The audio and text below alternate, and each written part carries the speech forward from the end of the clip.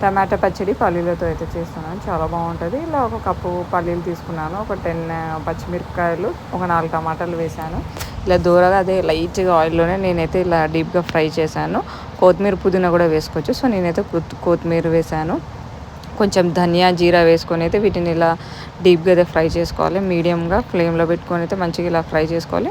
కొంచెం చింతపండు అయితే నానబెట్టుకున్నాను ముందు, కొంచెం ఎంత మనం తగినంత చూసుకొని వేసుకోవాలి. తర్వాత కొత్తిమీర వేసుకొని వీటిని మంచిగా దూరగా వేయించుకున్న తర్వాత చల్లార్చని పెట్టాను. పల్లీలు, ఉప్పు, చింతపండు, టమాటా, పచ్చిమిరపకాయలు అయితే గ్రైండ్ చేసుకోవడానికి అయితే రెడీ పెట్టుకున్నాను. మిక్సీలో ఫస్ట్ అయితే ఒక రౌండ్ చింతపండు వేసి రౌండ్ తిప్పి తర్వాత పల్లీలు కూడా వేసి గ్రైండ్ చేశాను. దాని తర్వాత టమాటాలు వేసి మంచిగా అయితే గ్రైండ్ చేసుకోవాలి, మంచిగా మెత్తగా అయ్యేదాకా. అయితే నేనైతే తాలింపు వేయలేదు, తాలింపు కూడా వేసుకోవచ్చు. నేనైతే అలాగే తాలింపు వేయకుండా అయితే పచ్చడి అయితే ప్రిపేర్ చేశాను. ప్లీజ్ మీకు వీడియో నచ్చినట్టయితే లైక్, షేర్ అండ్ సబ్స్క్రైబ్.